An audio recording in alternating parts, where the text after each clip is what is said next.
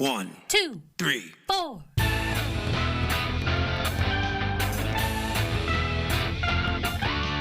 Monster movie. Fun time, go! Monster movie. Fun time, go. Monster. Movie. Fun time. Go! Monster movie. Fun time, go. With Precious D and Honeybee. Fun time, go! Ladies and gentlemen, boys and girls, friends and neighbors, welcome back to 31 Days of Horror. Ooh. Day number 29? Yes. Yeah.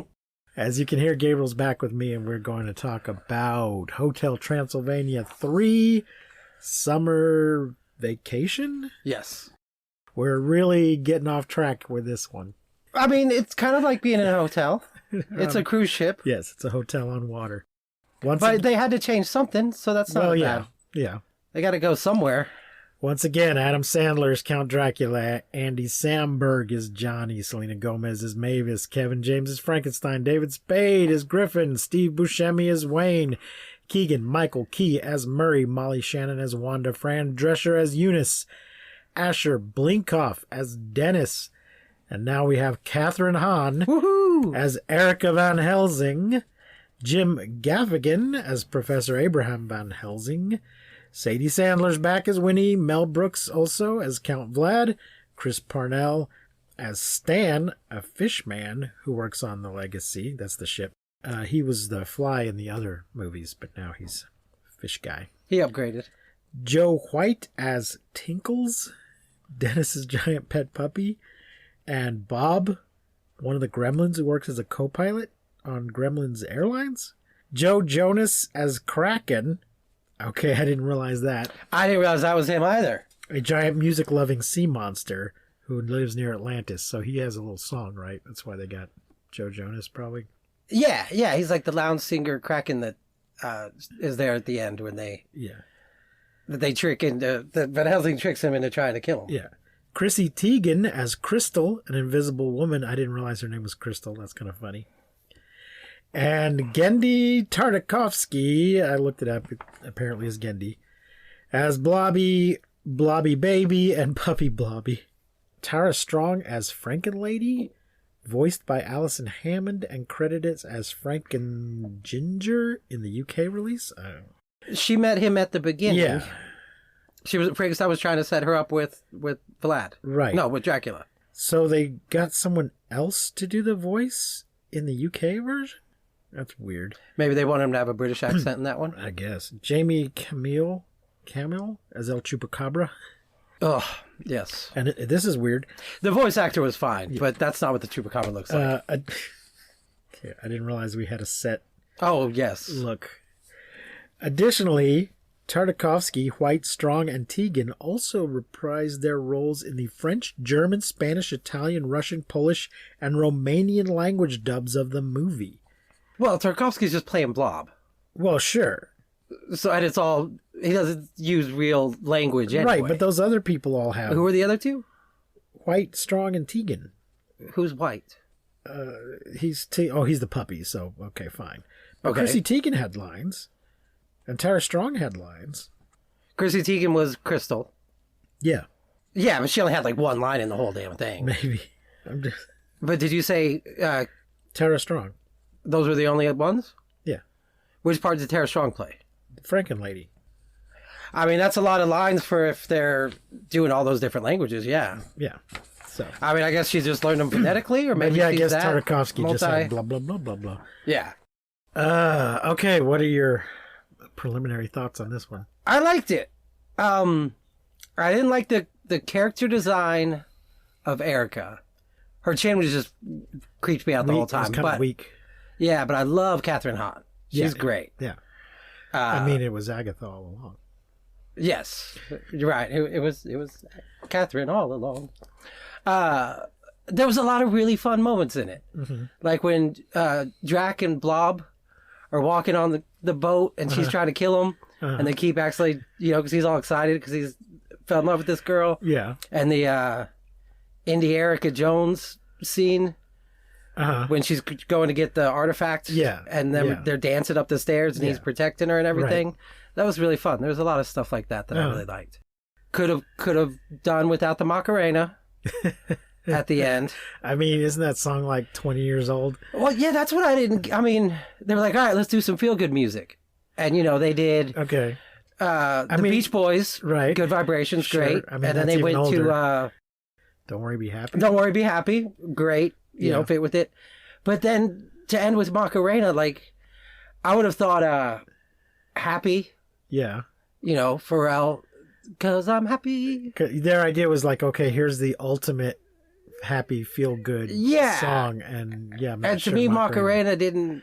I guess people still play it at weddings, so people still know what it is. Oh, sure. On the baseball park, they do it at the ballpark. Oh yeah, of course. Any sort of gathering where there's a DJ, it's going to get played. Yeah. And I mean, clearly the songwriters did something right with that song because they made probably $1 billion. It sticks in your head and makes you, and you sing it and you can't help but sing it. It does. along. It has the dance to go with it. That helps. But it just didn't. I don't know. I would have expected something more recent. In the back of my head, somehow, one of the three was Istanbul, Constantinople from They Might Be Giants. I kept waiting for it. I'm like, all right, They Might Be Giants is next. Okay. So I don't know what movie played that I saw recently. But yeah, I would have preferred that. Some They Might Be Giants to Macarena. But nobody knows that. They're still it's still pretty popular. They're pretty obscure. They're fairly no, because that song was on Animaniacs. So for a certain generation, like 30 years ago. No, not that they long. Might 20. Look, I love They Might Be Giants, but they're not that well known. No, but for a certain generation, there's a certain generation that does know that song. Everybody knows Macarena. No, I agree. Macarena is more popular. It's supposed to be the ultimate song. It's got staying power. But I just expected something more recent and modern. Because they want something that stood the test of time. That's ultimate. Yeah, I guess that makes sense. I just hate the dance. The song I don't even mind as much. It's the actual dance that I can't stand. Okay. All right. It's just a stupid dance. Oh, my God. I mean, I don't know if it even constitutes a dance, really. You're moving rhythmically. Look, Bumble knows you're exhausted by dating. All the must not take yourself too seriously and 6'1" since that matters. And what do I even say other than hey?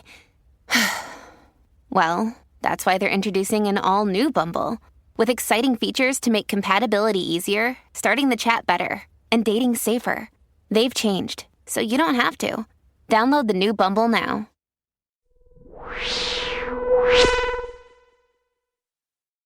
All right, let's just jump into the rundown of this. You have a problem with this first part, and I don't disagree. Back in 1897, Dracula and his friends travel in disguise on a train to Budapest. However, Dracula's arch nemesis, Professor Abraham Van Helsing, boards the train and unveils the monsters. The monsters escape by climbing through the roof, and Dracula pushes his friends off the train for their safety. Van Helsing becomes obsessed with destroying Dracula, but is constantly outsmarted by him. So, yeah, Dracula's immortal. Yeah, but Mummy, sure. Frankenstein's monster. Right, so there's no problem there. But why is Wayne immortal? Yeah, why are Wayne and the Invisible Man... The Invisible Man has no reason for him to have a long life. Right. Werewolves are difficult to kill, but it's not my understanding that they don't age. Well, but he's not a werewolf anyway. He's a wolf man. Whatever. They're hard to kill. Right. But as far as I know, they age. But yes, Wayne should not have been in 1897 and now in the 2000s. Right. I mean, it's probably... I don't know when I don't know why it bothered me, but it bothered me. I don't know when the book was written. But it's probably appropriate for him to be in 1897 and not appropriate for him to be around now. And it's a cartoon for kids. Yeah. But that still bothered me. Now, Van Helsing, they show us he artificially prolongs his life through because he's now cyberpunk kinetics. Yeah. Steampunk kinetics. Yes. In the present day, a few weeks after the second film, Dracula is running his hotel business smoothly with Mavis and Johnny. Once again, all his friends are just hanging out at the hotel all the time now. They just live there. Yeah, they don't have jobs. I don't know if there's a certain monster money. Or maybe they do stuff, maybe the fifth film will see that there's also a drug operation going on underneath it. those guys are slinging all the other patrons, and that's how they live their I'm just saying, lifestyle. it's clear in the first film that they've come for vacation. In the later ones, they just seem to be there all the time. Right. Drac is depressed that he has remained single since his wife Martha's death, despite his attempts to meet someone. But they kept telling us before, you only zing once. So he should. Yeah, just but be a man's got SOL. needs, Does he? Especially after His hundreds needs of are years. blood. His needs are blood. Well, yeah, but clearly he's much more human than vampire. I guess. Misinterpreting this as stress from overwork, Mavis books a cruise so they can all take a break and spend more time together as a family. So all his friends can take a break from hanging out at a hotel. To go hang out on a cruise ship? Yep. Dracula, Johnny, Mavis, Dennis, Vlad, and the hotel guests board a cruise ship called Legacy. Dracula sees the ship's human captain Erica and immediately falls in love with her at first sight, something he thought was impossible as he had already zinged before. Erica afterwards goes to a private and secret room on the lower decks, where she meets up with Abraham Van Helsing, dun dun dun, secretly her great-grandfather. Van Helsing has almost entirely mechanized his body to avoid death and has a plan to eliminate all the monsters on the cruise's arrival at the lost city of Atlantis, which is a thing in this world. Well, why wouldn't it be? Well, it's just, we got everything else, why not? Right, they're Just already throw dealing it with in. mythology. He will use an instrument of destruction in Atlantis' ruins. But apparently in this world, everybody knows it's there.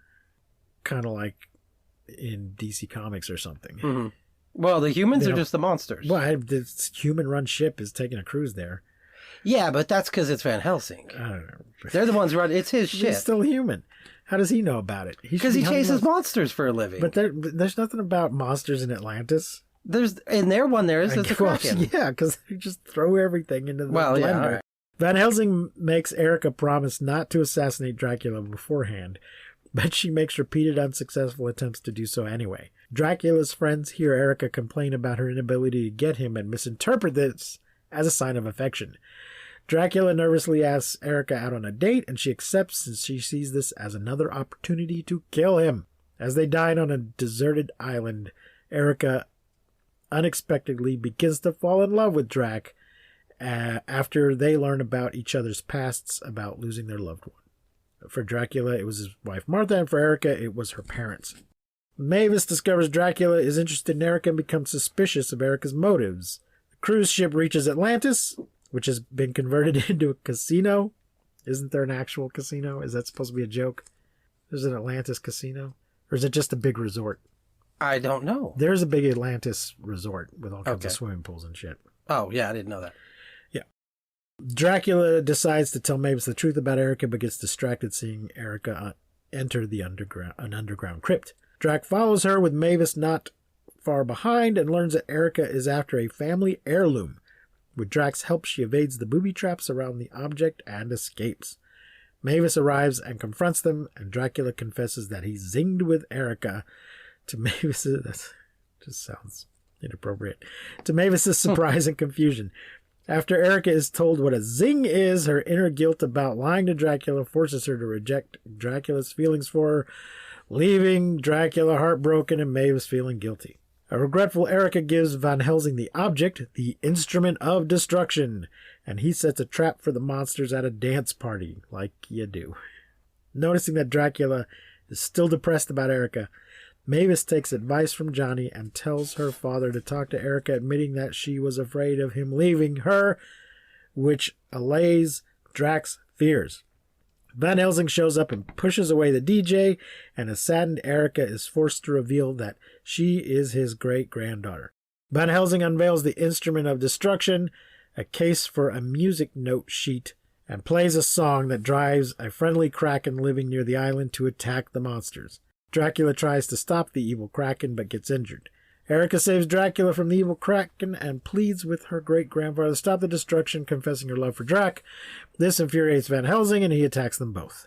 To pacify the kraken, Johnny opens up a portable DJ kit that he just carries with him all the time, because you never know, and plays positive songs, good vibrations, don't worry, be happy, to beat Van Helsing's songs. Upon playing the Macarena, the kraken is relaxed and happy for good. Van Helsing is unable to counter the song as the humans and monsters begin to dance, including the music sheet, which rips itself to pieces during the process. Okay. When Van Helsing also dances, he accidentally slips and falls, but Dracula saves him. Touched by the act of kindness, Van Helsing apologizes to the monsters and gives everybody a full refund for the cruise before sending them back. Back at Hotel Transylvania, Drac proposes to Erica, who gets tongue-tied at the question before accepting. There was a whole thing about him not being able to speak. Right. He was tongue-tied when he first met her. Yeah, now she is. It's the same, just a hubby-dooby, doing Adam Sandler gibberish stuff. I was looking up Catherine Hahn before we got on here. Uh-huh. She's married to a gentleman whose last name is also Sandler. Oh. And who does acting, but is no relation to Adam. Related? Because at first I thought it was Ethan Sandler. Uh-huh. I was like, is this his son? That's weird. If they're playing opposite each other. Uh-huh. Or even his brother. But no relation. Okay. Guess there's a lot of Sandlers in showbiz. I didn't realize. Yeah. I didn't think there were. Well, I always get a little tongue-tied talking about Adam Sandler and Andy Samberg. Oh, right. Yeah, of course. So, yeah. So what do you think? I'm guessing you...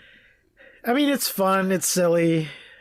I don't hate it, but it feels kind of unnecessary. I mean, they're going to just keep milking this cow as long as they can. Well, I mean, they did... It's like, we have a formula, let's stick to it. Right. Because for the third time, other than, the conflict of this one was Van Helsing wants to kill. Yeah. Van Helsing and his great-granddaughter, as a result, his great-granddaughter wants to kill Dracula. Yeah. But the undercurrent of it was, can monsters and humans coexist? Yeah, the humans don't trust the monsters. And it meant a lot more in the first one, and then we did that same theme in the second one, and now in the third one we're still doing the monsters are totally cool with humans now. Right. But now we got to get the humans cool with the monsters.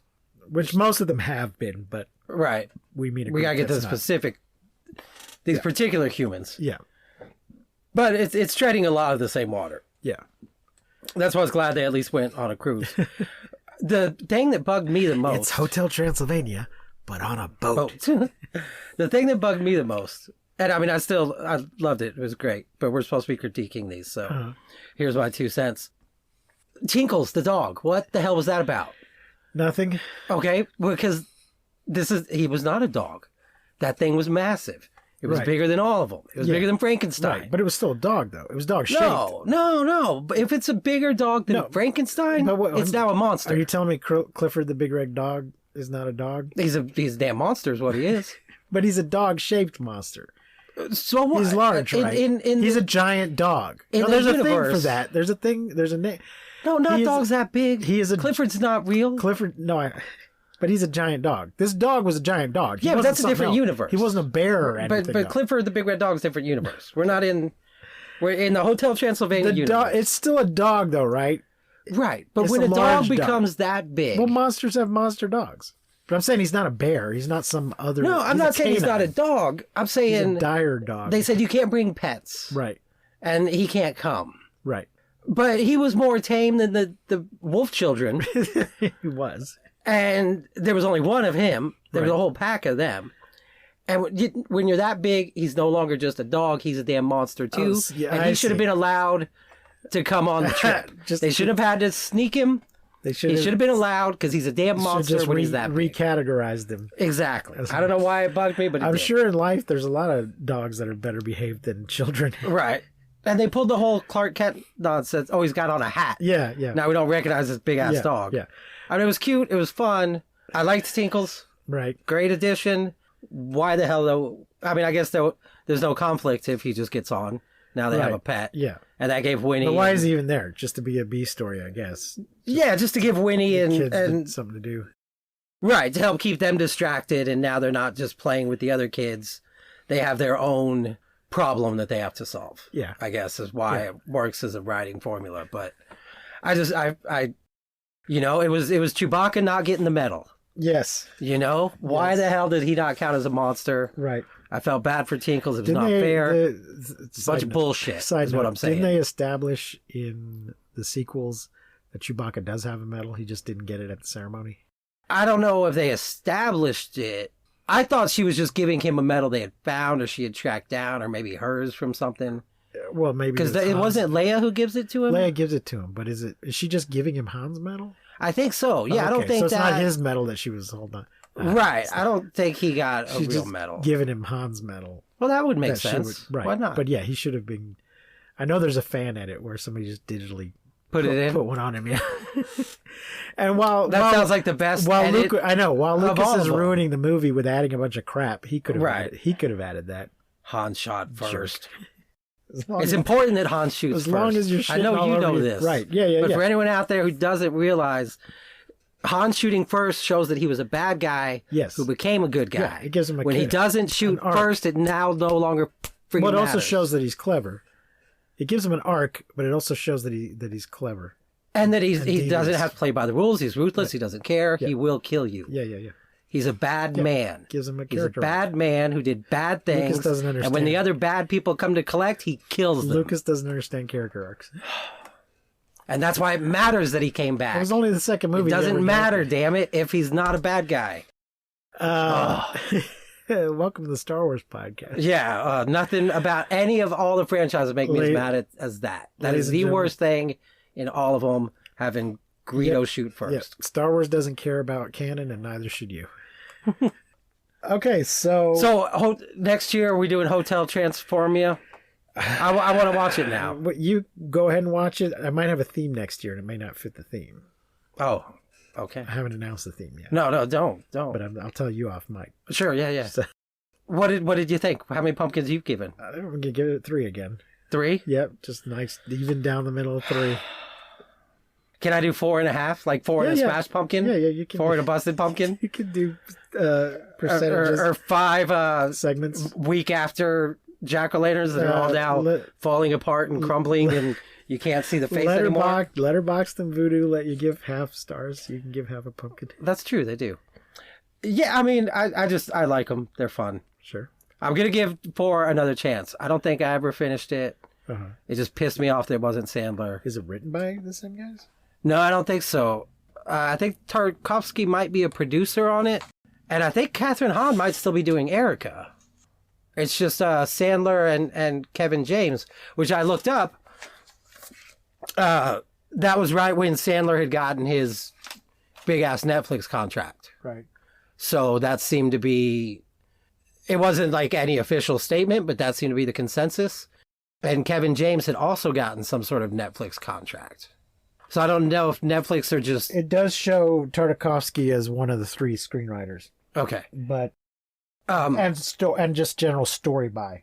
I don't know if part of his contract was they had him exclusively, and so he couldn't work with anyone else, or just, hey man, I'm got to do 6 films over the next 3 years for Netflix. I'm not gonna have time. Yeah. If you're listening, Mr. Sandler, you leave a comment and let us know. The other 2 writers I don't recognize. I think the second one it said was Smigel. Yeah, he was on one of And them. maybe the first one as well. He co-wrote with Sandler. Oh, something great thing about this film. Uh-huh. I noticed it in the credits this time. I didn't recall it in the first and second, but he probably was. But Mark Mothersbaugh does the music. Yeah, I saw that, but I have no idea what that means. He was in Devo. Oh, okay. Oh, And he not also he's done soundtracks for a ton of stuff. I'm going blank right now. I think he did the Rugrats theme song, Well, he but he scores a lot of films. right. You've heard more of his stuff than you realize. Uh-huh. Yeah, he's great. Well, we were Devo's talking. great. We were talking. It took me years to get turned on to him. We were talking. they're Yeah, I found them fantastic. annoying at the time. But Well, I think come it's to the song like them "Whip more. It." Yeah. I hate that song. Well, see, I kind of like it now, but at the time I was just like, "What the hell is this?" Well, I'd heard it, and then it was on a damn Swiffer commercial or some bullshit like that. Uh-huh. But one of the women in my life back in Austin, way back in the day, 6'2" Sarah, she loved Devo and would play them all the time. And finally, one day I was like, wait, no, these guys are great. Mongoloid. Oh, it's such a good song. Okay. We sort of talked about Devo back in the Rockula episode. Oh, is Devo in it? No, but Visiting Kids is in it, which is related to Devo. What's Visiting Kids? It's a band? It's a band with the wife and daughter and a couple other girls of one of the Devo guys. Huh. And Devo was sort of involved in it. It's a whole thing. Okay, I'm gonna have to go back and listen to that one. Yeah, if y'all haven't, if Whippet's the only song, it's described as a Devo-related project. Right? Weird. Like most kind of obscure or unknown or out there fringe bands, their one big hit is usually one of the worst songs. Right. Jane's Addiction, great band. Most people will only recognize Being Caught Stealing, one of their worst songs. They have so many songs greater than that. And same with Devo. Whippet's probably easily their most famous one, and far from being their best material. Okay. Anyway, Mark Mothersbaugh. He did the music, and he's great. Okay. So one more reason to like the Hotel Transylvania. Okay. All right. Anything else? No, I guess that's it. Okay. But I am going to give Transforming a chance. I guess that's all I can say to wrap that up. All right. We'll see y'all again tomorrow, though. Yes. For more Morbin time. Yeah. Yep. And as well as Werewolf by Night. Werewolf in Paris. No. Different film. Yeah. Werewolf. Yeah. I guess that's it. Thanks for tuning in, y'all.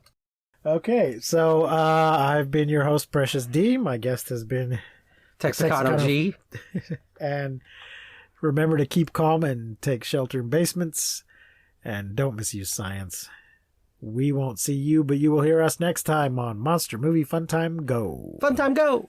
You've been listening to Monster Movie Fun Time Go. If you enjoyed the show, please rate and review us on your podcasting platform of choice. Our theme song is by the Texicano Folk Rock Punk featuring Lita Lopez. You can support the show, find links to our social media, and even leave us a voice message at anchor.fm/MNFTG.